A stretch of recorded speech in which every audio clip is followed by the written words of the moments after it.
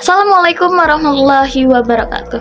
Halo semua, perkenalkan nama saya Lutfia Aulia dari Fakultas Ilmu Sosial dan Ilmu Politik, Program Studi Ilmu Administrasi Publik Universitas Sriwijaya. Pada kesempatan kali ini saya akan memaparkan materi mengenai dasar-dasar hukum administrasi negara. Langsung saja kita masuk ke materinya. Yang pertama adalah mengenai pengertian hukum administrasi negara, di mana hukum administrasi negara itu merupakan bagian dari hukum publik yang mengatur tindakan pemerintah serta hubungan antara pemerintah dan warga negara. Hukum ini mencakup aturan-aturan yang mengatur cara organ pemerintah menjalankan tugasnya. Yang kedua adalah ruang lingkup hukum administrasi negara, di mana ruang lingkup hukum administrasi negara ini mencakup berbagai aspek pemerintahan, termasuk hukum yang mengatur organisasi administrasi, aktivitas administrasi, serta sarana administrasi seperti kepegawaian dan keuangan negara. Yang ketiga adalah mengenai teori tentang lapangan hukum administrasi negara, di mana dalam hukum administrasi negara itu terdapat beberapa teori mengenai pembagian kekuasaan. Yang pertama, teori Eko Praja yang berkembang pada abad ke-14 dan ke-15 di Eropa dalam sistem monarki absolut, di mana raja memegang seluruh kekuasaan tanpa pembagian fungsi pemerintahan. Yang kedua adalah teori Dwi Praja yang mengusulkan pembagian kekuasaan menjadi dua fungsi utama, yaitu pembentukan hukum dan pelaksanaannya, seperti yang dikemukakan oleh Kelsen, Nawiaskay, dan Goodnow. Yang ketiga adalah teori Tri Praja yang dikembangkan oleh John Locke dan Montesquieu yang membagi kekuasaan menjadi legislatif, eksekutif, dan yudikatif untuk mencegah kekuasaan absolut. Yang keempat adalah teori Catur Praja dari Van Vollen, menambahkan satu fungsi lagi yaitu polis atau penguasaan preventif yang disampingkan fungsi pemerintah mengadili dan membuat peraturan. Teori Panca Praja itu memperluas cakupan dengan memasukkan fungsi administratif sebagai kekuasaan tersendiri.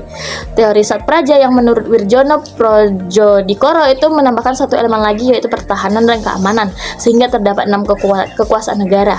Teori-teori ini menunjukkan evolusi pemikiran dalam hukum administrasi negara untuk menciptakan sistem pemerintahan yang lebih adil dan efektif. Yang keempat merupakan perkembangan hukum administrasi negara, di mana pengembangan hukum administrasi negara di Indonesia ini harus sejalan dengan sistem hukum nasional dan sesuai dengan prinsip dasar negara, yaitu Pancasila dan Undang-Undang Dasar 1945. Hal ini mencakup pembinaan materi hukum administrasi negara yang meliputi berbagai aspek seperti administrasi negara, prosedur pengambilan keputusan, organisasi negara, keuangan negara, hingga badan usaha negara. Sistem hukum administrasi negara itu harus mencakup berbagai asas seperti ketelitian, kejujuran, kesetaraan, dan perlindungan terhadap hak warga negara, serta mempertimbangkan ketahanan hukum dan wawasan Nusantara. Yang kelima merupakan hubungan hukum tata negara dengan hukum administrasi negara, di mana hukum tata negara dan hukum administrasi negara ini memiliki keterkaitan erat, di mana hukum administrasi negara itu dianggap sebagai perpanjangan atau tambahan dari hukum tata negara tersebut. Meskipun keduanya itu saling melengkapi, terdapat perbedaan dalam objek kajiannya, di mana hukum tata negara itu berfokus pada struktur dan dasar negara, sementara hukum administrasi negara itu lebih mengatur hubungan hukum antara pemerintah dan warga negara. Sehingga secara keseluruhan, hukum administrasi negara ini berfungsi untuk mengatur tingkah laku pemerintah dan memberikan perlindungan hukum bagi warga negara. Yang keenam mengenai fungsi ilmu hukum administrasi negara, di mana ilmu hukum administrasi negara itu berfungsi untuk menciptakan pemerintahan yang bersih, adil, dan berwibawa, serta aparat pemerintah yang baik secara moral dengan kemampuan mengawasi diri dan disiplin dalam menjalankan tugas. Fungsi ini mencakup penciptaan pemerintah yang dapat menyeimbangkan kepentingan masyarakat dan memberikan hak-hak warga dengan adil, seperti dalam hal penggantian ganti rugi untuk tanah yang dicabut untuk kepentingan umum.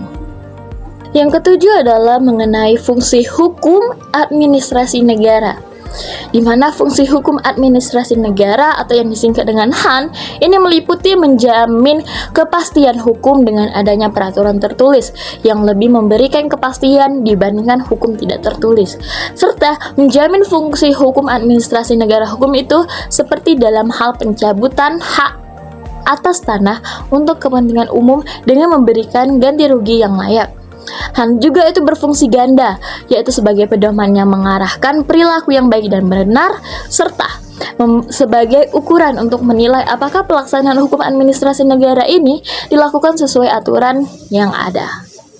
Yang kedelapan mengenai kedudukan hukum administrasi negara dalam ilmu hukum, di mana sebelum abad ke-19, hukum itu dibagi menjadi hukum publik, termasuk hukum tata negara, tata usaha, dan pidana, dan serta hukum private, perdata, dan dagang.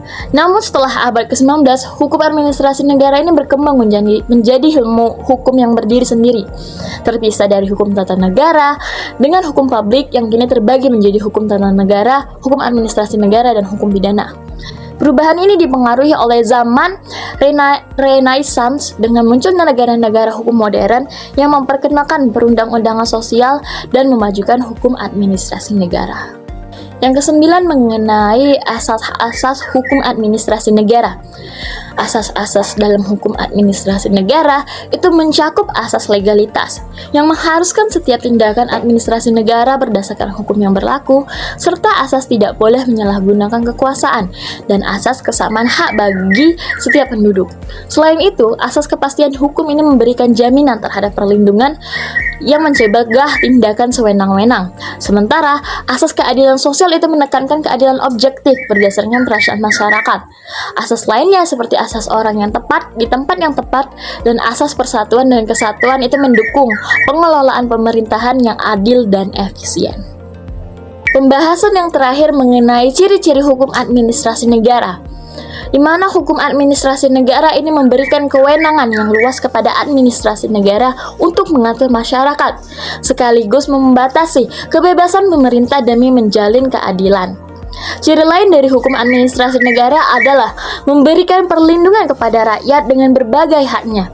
Selain itu, hukum ini juga membebani rakyat dengan kewajiban yang tegas, memastikan batasan yang jelas dalam hubungan antara negara dan masyarakat. Yang terakhir adalah mengenai kesimpulan dari bab 1 materi dasar-dasar hukum administrasi negara, di mana hukum administrasi negara itu adalah cabang hukum publik yang mengatur tindakan pemerintah serta hubungan antara pemerintah dan warga negara. Ruang lingkupnya itu mencakup organisasi administrasi, aktivitas administrasi, serta sarana administrasi seperti kepegawaian dan keuangan negara, dengan dasar hukum yang berlandaskan Pancasila dan Undang-Undang Dasar 1945. Hukum ini berfungsi untuk menjamin kepastian hukum, keadilan, serta keseimbangan antara kepentingan pemerintah dan hak-hak warga negara. Baik, itu saja pembahasan dari saya mengenai bab 1 materi dasar-dasar hukum administrasi negara. Cukup sekian, saya akhiri. Wassalamualaikum warahmatullahi wabarakatuh.